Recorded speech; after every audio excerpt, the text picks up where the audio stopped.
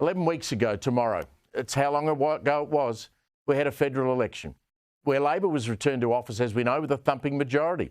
The lower house resembles a sea of red, and in the Senate, Labor, with the help of the Greens, well, they can pass any legislation they like.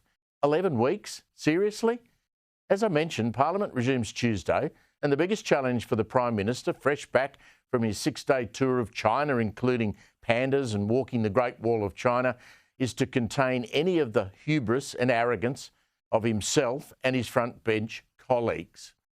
Now, if you compare the difference of this visit with the failure of the coalition during the last term, during the term in which I was opposition leader, they didn't have a phone conversation between a single minister in Australia and our major trading partner. So, you know, we look at these things in perspective. What we've had is constructive engagement.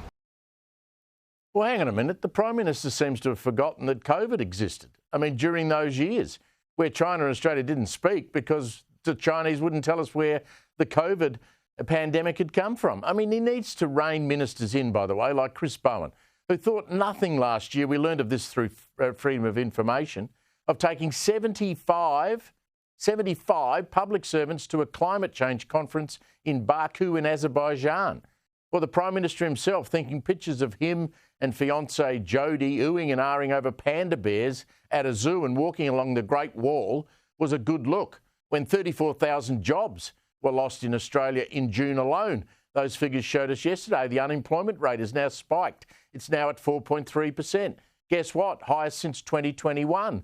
And proof of what Australians not employed, as millions are by state or federal governments, have known for months now.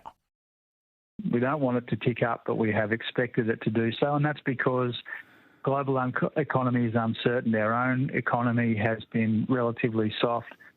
Those higher interest rates of the last couple of years have been biting, as have cost of living pressures, and so all of that's combined. Well, come on, Treasurer, the economy's sick. Daily we read businesses collapsing, construction, hospitality, media, entertainment, all hit especially hard. State governments, especially in Victoria, are gouging businesses and property owners in a bid to retire strangling levels of debt that are eye-watering. Land taxes, payroll taxes, work cover, you name it. Doing business in this country is getting harder and harder and harder. Add the insane cost of energy that, of course, spiked again on July 1, with consumers getting emails from gas and electricity companies talking about and trying to justify more expensive bills to keep the lights on.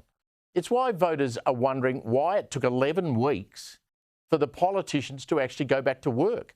And what exactly, you ask, are the second-term priorities of this re-elected Labor government? Well, it's very hard to say. They're determined to push ahead with unachievable climate change commitments to net zero. We know that. We know that there is no turning back on wind turbines and solar factories while ignoring the possibility of nuclear. They may have woken up somewhat on gas, but their state counterparts, including in places like Victoria, want to ban gas. On tax, well, they're going to have a round table gibber fest that's unlikely to really deliver any meaningful tax reform, meaning that you will continue to pay some of the highest income taxes in the world.